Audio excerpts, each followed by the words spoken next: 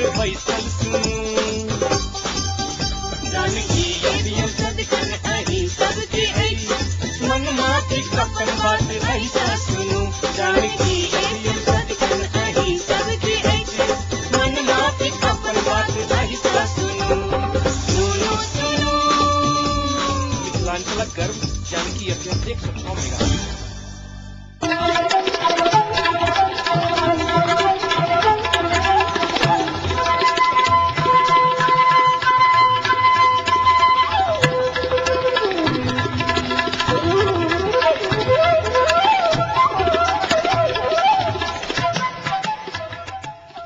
नमस्कार, Janaki FM 106 megahertz Janaki समाचार में अपने के स्वागत है। अनिल सा सुनल जाओ समाचार। एकनुक मुख्य समाचार।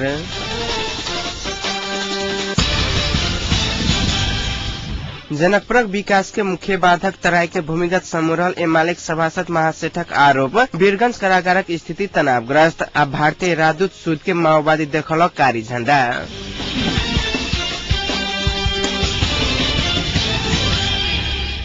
नेकपा एमालेक सभासद एवं केंद्रीय सदस्य रघुवीर महासेठ जनकपुरक विकास के प्रमुख बाधक तराईक भूमिगत समूह सब रहल आरोप लगौलनि। जनकपुरक विकास नहीं होबा में किस हद धरि राजनीतिक दल से जिम्मेवार रहल स्वीकार करत प्रमुख बाधक भूमिगत समूह रहल महासेठ बतौलनि। गणेश युवा कमेटी जनकपुरक नवनिर्वाचित पदाधिकारिक शपथ ग्रहण एवं पद हस्तांतरण कार्यक्रम के संबोधित करत महासेठ ई बात बतौलनि। भूमिगत समूह कारण जनकपुरक पहाड़ी समुदाय विस्थापित भ गेल जकर प्रत्यक्ष प्रभाव जनकपुरक व्यापार में देखल गेल हुनकर कहब छलैन। तेना राजनीतिक कर्मी सब जनकपुरक विकास विषय का अपन विकास पर मात्र केंद्रित क्षेत्र महासेठक आरोप छलैन। तेना कार्यक्रम के संबोधित करित उद्योगपति एवं समाज सेवी डॉक्टर उपेंद्र महतो जनकपुरक विकास क्रम में सबके एकजुट भका आगू बढ़बाक आवश्यकता पर जोर देलनि। जनकपुरक विकास के नाम पर कोनो प्रकारक प्रतिस्पर्धा नहीं करबा लेल महतो सुझाव देलनि। विकास लेल जनकपुर 72 क्षेत्र विकास परिषद में अरबों के बजट आयल मुदा जनकपुर में एकटा स्तरीय सड़क धैर्य निर्माण नहीं भ सकल कहत ओ दुख व्यक्त कयलनि। सामाजिक संस्था के जीवित रखबा लेल राजनीति से दूर राखक महत्व सुझाव देलनि।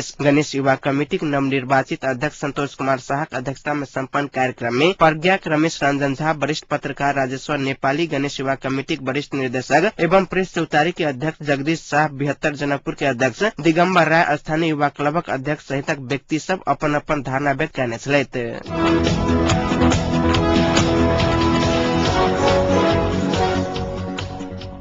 नेकपा एमाले नेता कृष्ण गोपाल श्रेष्ठ माओवादी तत्काल सरकार में नहीं जा तब एमाले बाट ताक नहीं सकत चेतावनी दिलनि। आज राजधानी में भेल साक्षात्कार कार्यक्रम में नेता श्रेष्ठ सुरक्षा संबंधी मंत्रालय माओवादी के नहीं देबाक चाहे कहत आप माओवादी सरकार में नहीं औला के बादो 1-2 दिन में एमाले असगर सरकार के पूर्णता देत बतौलनि। ओ कहलनि से सुरक्षा संबंधी मंत्रालय कोनो हालत में माओवादी के देना संभव नहीं है। ओ माओवादी सरकार में नहीं आयल तक कांग्रेस सहित अन्य दल सब के साथ में लगा वाम लोकतांत्रिक गठबंधन के नेतृत्व दैत सरकार के पूर्णता दिल जायत बतौलनि। 7 बुधे अचिते प्रधानमंत्री के निर्वाचन आ दुनू नेता सबके पुनर्स्पष्टीकरण संगे समाप्त भेल दावा करैत ओ धाक धमकी के भर में किस पाब माओवादी सोचने ओ दिन सपनो देखना मात्र इस चेतावनी दिलनि। तैना प्रधानमंत्री त्याग के पार्टी गृह मंत्रालय में आडान लेना उपयुक्त नहीं है ओ बतौलनि।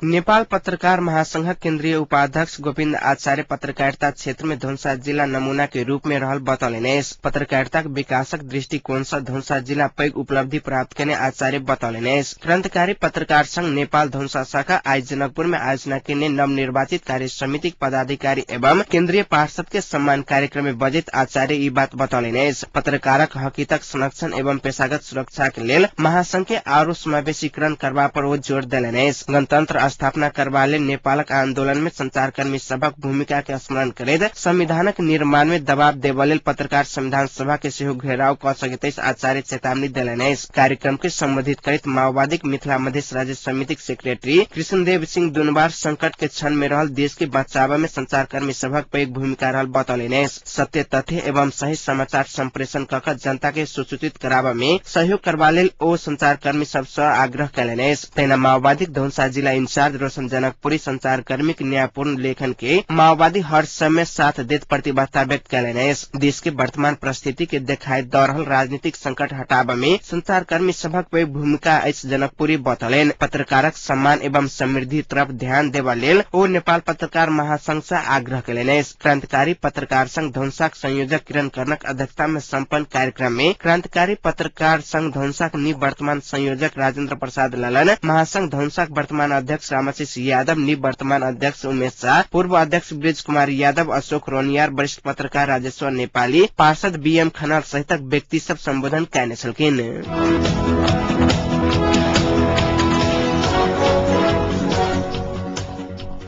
धनुषाक गोठ कोइलपुर ग्राम विकास समिति में आज चर्म रोग संबंधी स्वास्थ्य शिविर के आयोजना कैल गेल। जिला जन स्वास्थ्य कार्यालय धनुषाक आयोजना में कैल गेल एहि शिविर में कुष्ठ रोग अस्पताल लालगढ़क विशेषज्ञ चिकित्सक स्थानीयवासी सबक स्वास्थ्य परीक्षण कैलने। शिविर में कुल 6 से 65 गोटे के चर्म रोग परीक्षण कैल गेल, जाय में से 2 गोटे में कुष्ठ रोग देखल गेल। जिला जन स्वास्थ्य कार्यालय धनुषा जनलक।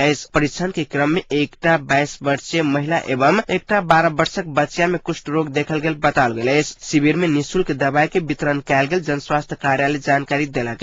शिविर में जन स्वास्थ्य कार्यालय धनुषाक प्रमुख सतीतानंद देव छा तथा कुष्ठ रोग अधिकृत राम गुलाम कर्ण सहित विशेषज्ञ चिकित्सक सबक उपस्थिति छलैन।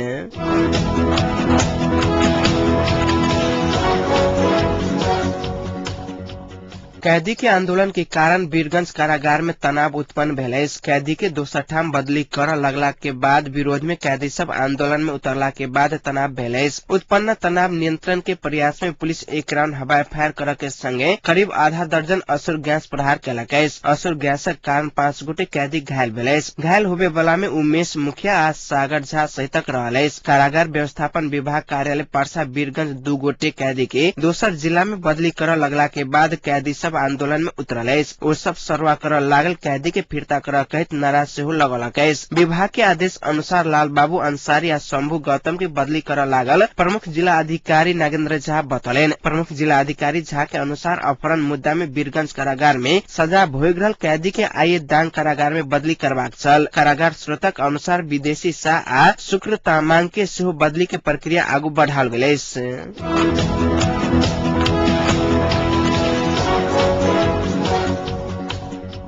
चीन सरकार उपरका त्रिशूली 3A जल विद्युत आयोजना निर्माणक लेल 7 अरब रुपया ऋण उपलब्ध कराबक लागल अछि। ओ ऋण export import bank of China Exim bank मार्फत उपलब्ध हैत। ऋण संबंधी समझौता पत्र में चीन के वाणिज्य उपमंत्री फू जियांग आ अर्थ सचिव रामेश्वर प्रसाद खनाल आय हस्ताक्षर कयलनि अछि। उपरका त्रिशूली 3A जल विद्युत आयोजना से 60 मेगावाट विद्युत उत्पादन कैल जायत बताल गेल अछि। नेपाल विद्युत प्राधिकरण के ओ आयोजना कार्यान्वयन कर 4 वर्ष लागत। चीन सरकार आर्थिक तथा प्राविधिक सहयोग के थप वृद्धि कर लेल नेपाल के 54 करोड़ 70 लाख अनुदान देव के सहमति जनलक अछि। अहिना चीन राजधानी के चक्रपथ के सुधार के लेल सेहो सहयोग उपलब्ध कराब लागल अछि।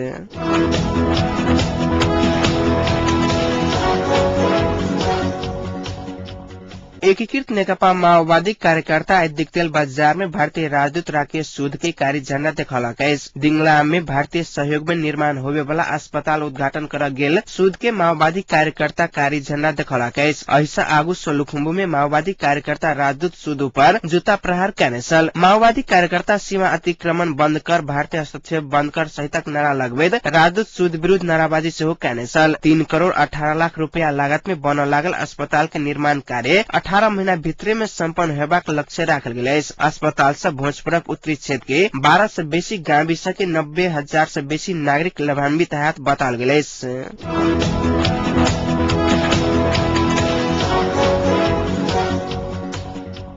माओवादी उपाध्यक्ष मोहन वैद्य 7 बुधे सहमति के मर्म अनुसार आगू बढ़ नहीं सकता सरकार के देने समर्थन फिरता ले बतौले। सहमति बमोजिम मंत्री परिषद विस्तार होबा परत कहित वैद्य अन्यल बढ़ते जाए तो सरकार के समर्थन कर रहित नहीं सकब बतौलेन। राजधानी में आयोजित जनसंचार अभियान में बजित उपाध्यक्ष वैद्य माओवादी समर्थन से सरकार बनितो सहमति बारे एमाले भीतर रहल अस्पष्टता के कारण मंत्री परिषद विस्तार होबा नहीं सकल बतौलेन। जारी गतिरोध अंत्य के लिए एमाले की गंभीर भय लागा परत ओ बतलेन। माओवादी 7 सूत्रीय सहमति अनुसार गृह मंत्रालय अपने पावा के दावी करत आयलेस। एमाले गृह माओवादी के देवा नहीं मिलत अडान रहला से सरकार निर्माण में अन्यल उत्पन्न भेलेस।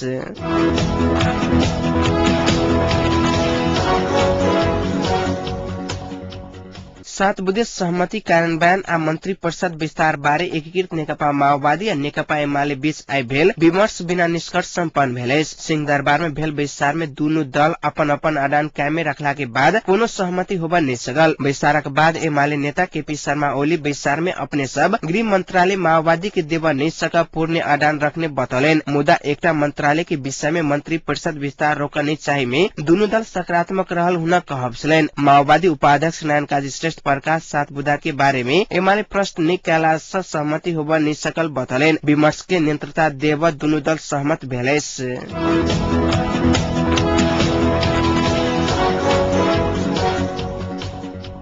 एकीकृत नेकपा माओवादी नेता टोप बहादुर राय माझी 7 बुधे सहमति अनुसार गृह मंत्रालय नहीं पाता अपन पार्टी सरकार के देने समर्थन फिरता लेवाक चेतावनी दिलनेस। आई राजधानी में भेल साक्षात्कार कार्यक्रम में राय माझी कहलने से अब अही से बेसी त्याग माओवादी कर नहीं सकत कि 7 बुधे सहमति कार्यान्वयन भक सरकार में जात की समर्थन फिरता लक प्रतिपक्ष में बैसत माओवादी बीच में पेंडुलम भक नहीं बैसत। रुक आ देख की स्थिति में अब 1-2 दिन से बेसी अपन पार्टी नहीं बैसत कहे तो सहमति कार्यान्वयन नहीं है तो माओवादी 1-2 दिन भीतरे में अपन निर्णय लेत बतौलेन। एमाले के कहब में माओवादी नहीं चलत कहे तो एमाले सहमति कार्यान्वयन नहीं करत झलत खानालक क्षमता में प्रश्न उठत बतौलेन। शांति संविधान नहीं चाहे वाला सब षड्यंत्र कर रहल दावी करे माओवादी नेता राय माझी आंदोलन के नेतृत्व क आधी तूफान आइन देव चेतावनी दिलेन।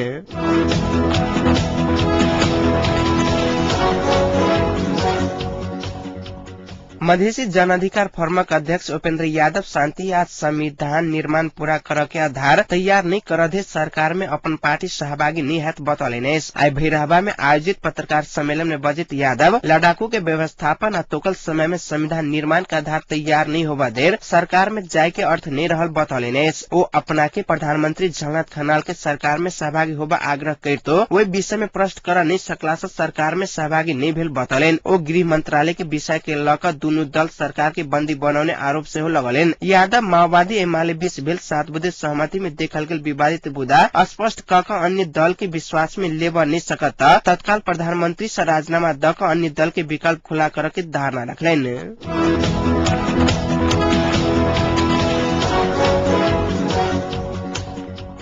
आईसीसी वर्ल्ड कप क्रिकेट अंतर्गत आई भारतक दिल्ली में भरल वेस्ट इंडीज आ नेदरलैंड बीचक खेल में वेस्ट इंडीज टॉस हार का पहल बैटिंग कैलाकैस। वेस्ट इंडीज 50 ओवर खेलित 8 विकेट के क्षति पर 330 रन बनौलकैस। वेस्ट इंडीज तरफ से बैटिंग करित ग्याले 80 पोलार्ड 60 स्मिथ 53 आ सरबन 49 रनक योगदान दिलनेस। नेदरलैंड से बॉलिंग करित सिलार 3 बुखारी 2 वेस्ट इंडीज 10 डेवास्टेज आ लोटस 1-1 विकेट लेने छलैत।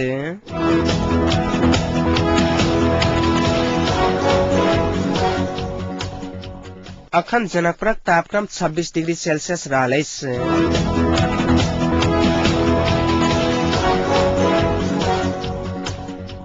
समाचारक अंत में पुनः एक बार मुख्य समाचार।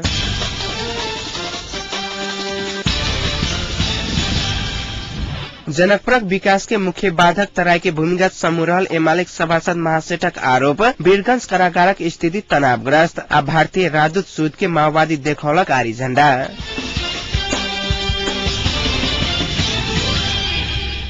एकलुक जानकी समाचार एते संपन्न होते पुनः समाचार लक उपस्थित है। नमस्कार।